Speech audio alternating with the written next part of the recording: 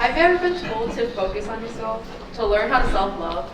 In a crucial time when many of us are focused on meeting expectations, juggling responsibilities, and striving for perfection, it can be easy to forget that the foundation of our confidence, happiness, and success begins with how we learn to love ourselves.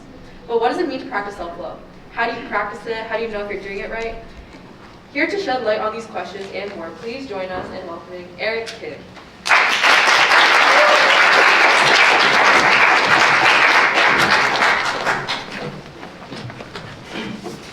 Hi guys.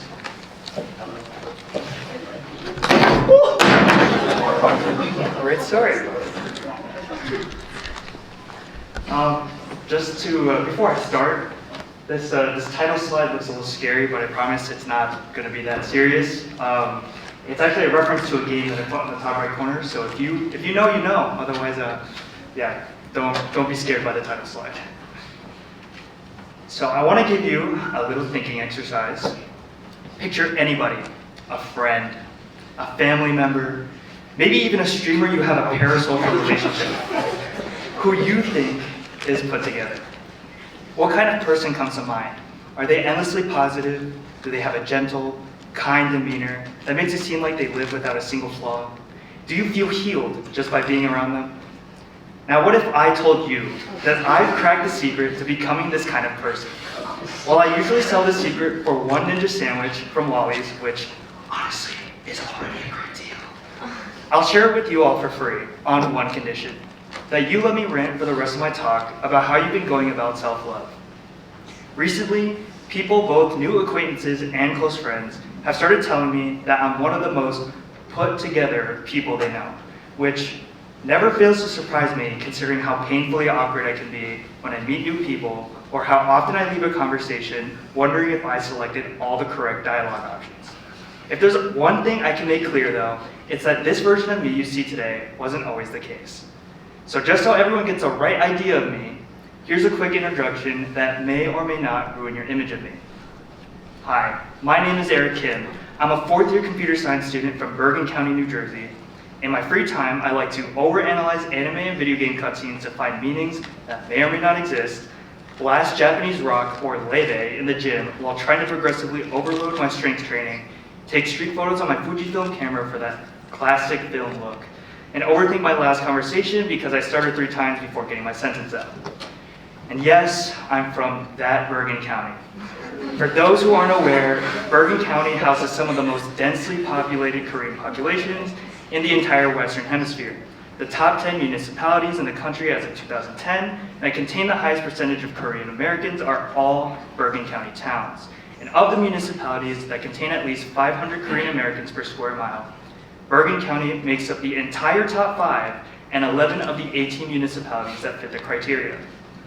When I initially introduced myself, I only mentioned that I'm from Bergen County, so it's only natural to assume that I'm from one of the municipalities in that list that make up the yellow circle. But I'm actually from Rutherford, the tiny little blue circle southwest of the yellow circle, sitting near the very bottom of the county. Even though Rutherford isn't very far from Palisades Park, it has a drastically different population distribution, where Asians make up 57.84% of the population in Palisades Park. Asians only made up 13.8% of the population in Rutherford.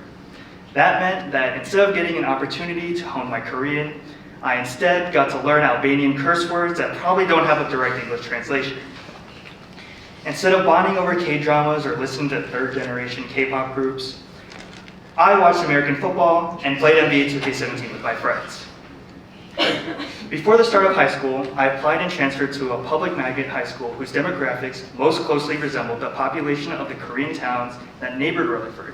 I got a taste of being a part of the bubble who grew up with other Koreans and realized very quickly that I could not relate to any of the Koreans in my high school. In the past, both during my childhood and my high school years, I found that I used to hide a lot of things about myself when I meet new people out of the fear of people getting the wrong idea about the kind of person that I am. I would often be asked a question like, "What is your favorite show?" I would think to myself, "Rascal does not dream of Bunny Girl Senpai." Instead, I reply with, "The Office." I mean, who in their right mind openly admits these things to people that they've never met? With all of my social anxiety, I just wanted to be someone that they could relate to, not someone who they thought was weird because I was different. Honestly, it pains me a little to even admit this to you guys with a name like that. I don't think there's a lot of defending I could do up here that wouldn't get you guys to think this show is weird. And when I feel like that, all I can think is, wouldn't they think I'm crazy? I always thought the answer to that question was yes, and that in order to be able to open up to these people, I would first have to put up a front before eventually knowing if I would be able to get along with them. Truthfully though, I was searching for validation that I wasn't crazy, and that there were other people like me out there, and that it's okay to be the way that I am.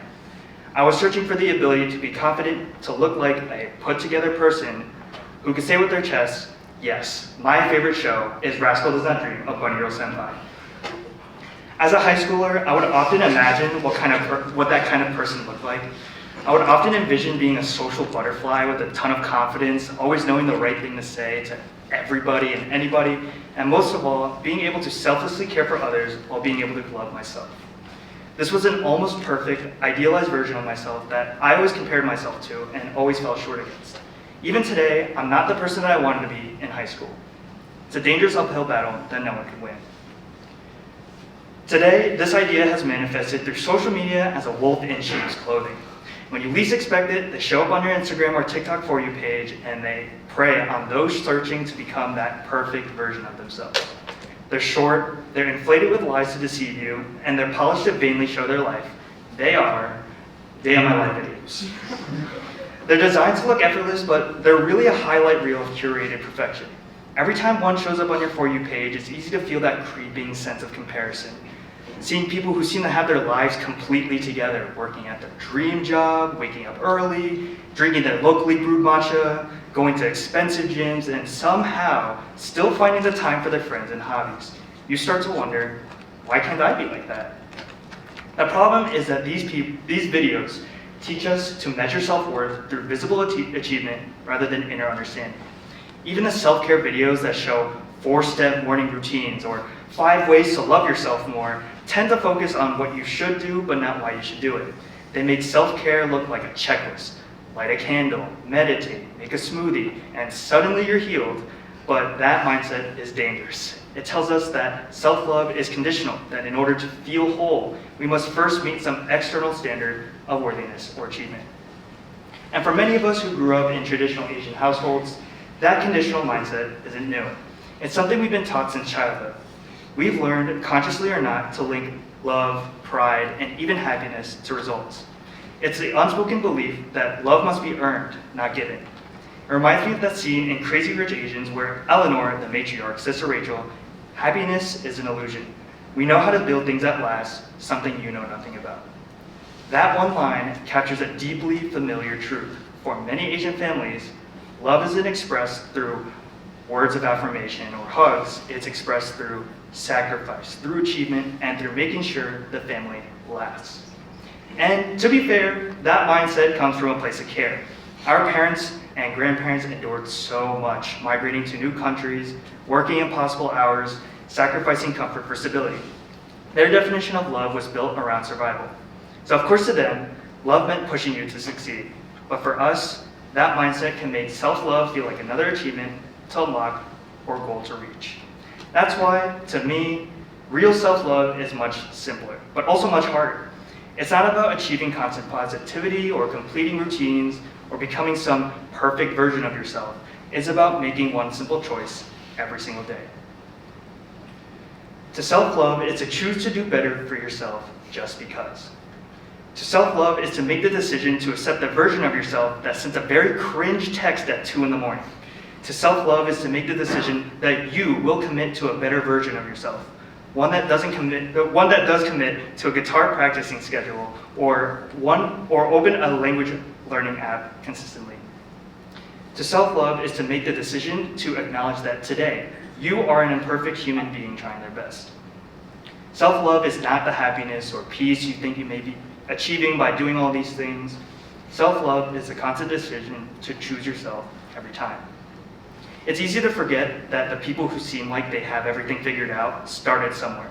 Somewhere along the line, they made a decision that has sprouted to the habits you think are a result of the kind of person that they are.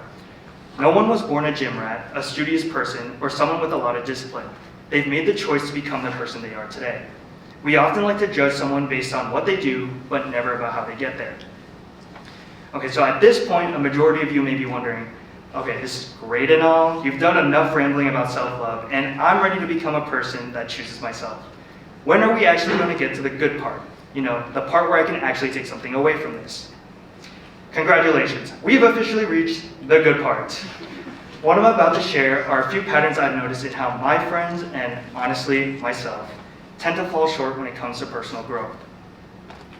First off, earlier I mentioned how many of us, especially in Asian communities, tend to view actions as a means to an end rather than appreciating the process itself. We often do things for something rather than because it's good for us. So my first actionable is this: stop doing things conditionally. And I mean that in two ways. The first way we do things conditionally is by making excuses for why we can't start yet. You've probably said something like, oh, I want to start doing so-and-so, or I want to start doing this when. And that's the trap. We attach conditions to our desire for growth. It's especially common around New Year's. Every January 1st, we feel like there's a new clean slate for the year, telling ourselves, new year, new me. But if we really think about it, it's kind of silly, isn't it? The idea that the last digit of a date chosen by some pope in 1582 suddenly gives us permission to become a better version of ourselves. Every year it's, this year I'll actually start running every morning, or I'll start waking up early. But why wait for January 1st? Why not start on St. Patrick's Day, or May 11th, or literally today, the moment you decide you want to do better for yourself? The second way we do things conditionally is by tying the reward to the completion of a task. Don't get me wrong, sometimes this works. If you tell yourself you can't open Netflix until you finish studying, or you won't play a game until your homework is done, that's great for short-term motivation. But when we apply that same logic to long-term goals, like running a marathon, reducing your phone screen time, or improving your mental health, it backfires. Because those goals don't have a clear finish line. You end up finding ways to delay, procrastinate, or even give up altogether. So instead, try this. Do things for no reason. Not because it's productive, not because it's good for you. Do it simply because you can. Because you owe yourself the chance to do something that serves you, even when there's no external reward waiting at the end.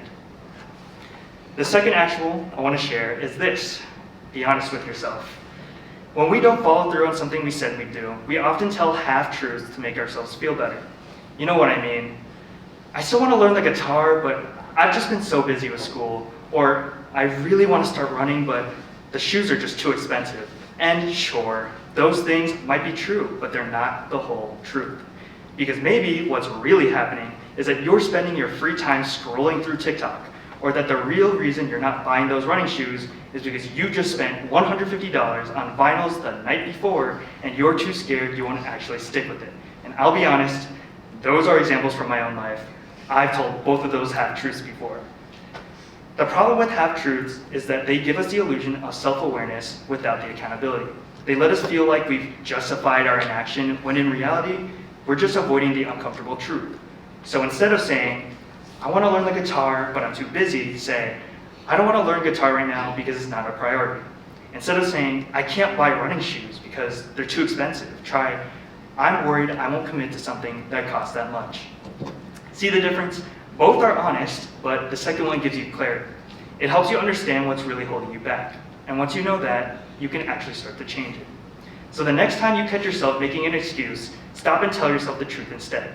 And if there's really something you've been wanting to do, stop talking about it and just do it. Save the story for later, because the best feeling in the world isn't telling people what you plan to do, it's being able to tell them what you actually did. The third and final actionable I want to leave you is this: give yourself credit where it's due and practice forgiveness. Celebrate your small wins. There's nothing wrong with patting yourself on the back for completing a short, insignificant task today, because no matter what, no one can take away from the effort you put in to finish it. Be there for yourself to be proud when no one else will be. Because even after deciding to choose to self-love, after stopping your conditional actions, or beginning to actually be honest with yourself, there will be days when you don't feel like doing it. You'll have days when you slip back into old habits, break promises you made to yourself, or feel like all your progress has disappeared overnight. And when that happens, it's easy to fall into guilt or self-blame. But that's exactly when forgiveness matters most. And if you're not sure where to start, if you're really someone who truly can't forgive themselves, there's a line from the new season of Rascal Does Not Dream series that I thought captured this idea perfectly. It's a conversation between two characters about how to live with yourself when you truly hate yourself. How can I forget my hateful self that couldn't do anything? That's easy. Really? Eat breakfast every day. Go to school. Sit in class. Have trivial chats with friends. Go to a part-time job. Take a bath, brush your teeth, and sleep. Sometimes you'll remember something bad and you'll writhe around on your bed for a bit. Then you'll fall asleep and the alarm clock wakes you up with the worst feeling ever, but you just eat breakfast and go to school again. How long do I need to keep doing that? Hell if I know. Right. I really am pathetic and so not cool. Good thing you figured that out today, not tomorrow, not a week later, not a year from now. I love this quote because it's a reminder that you can always give credit to yourself no matter how little you've done that day. You don't need to have your life together or have a productive day or accomplish anything to give yourself credit. If you truly feel like you have nothing to be proud of, give yourself credit for something as simple as waking up today. There's quiet strength in admitting you're still a work in progress, because the moment you can recognize that you're not where you want to be, but you still choose to try, that's when real self-love begins. It's not about being perfect, it's about being patient with your growth, with your healing, and with yourself. Forgive yourself for the mistakes you've made in the past, and for the ones you're still going to make. Growth in love isn't a straight line. It's a cycle of trying, failing, forgiving, and trying again. Now, about that secret I mentioned earlier, the one about being the person you envisioned at the start, well, I have to be honest with you, I lied. There isn't a magical formula or a one-size-fits-all method to becoming that version of yourself, and honestly, if there were, and I knew about it, I'd probably be selling it for way more than a ninja sandwich from Wally's. The truth is, everyone's journey looks different. We all come from different backgrounds, grew up with different values, and carry different dreams for who we want to become. But what matters most isn't how quickly you get there, it's that you have a version of yourself you're striving toward. Maybe that person plays electric guitar in a band of 4. Maybe they can secretly speak Russian. Maybe they can play soccer at the highest level. Or maybe they're just someone who shows up for others when it matters most. It might sound cliche, but if you can see that version of yourself, really see them, you've already taken the first step towards becoming them. Because growth doesn't happen all at once. It happens in quiet choices, small moments, and a decision to keep showing up for yourself again and again. So whether you walk away from this talk feeling inspired, reflective, or just thinking, that was all right, I guess, I'll take it. Because even that means you were listening, and maybe, just maybe, you'll start making that choice to love yourself a little more starting today. And now for the magic words, thank you for coming to my TED Talk.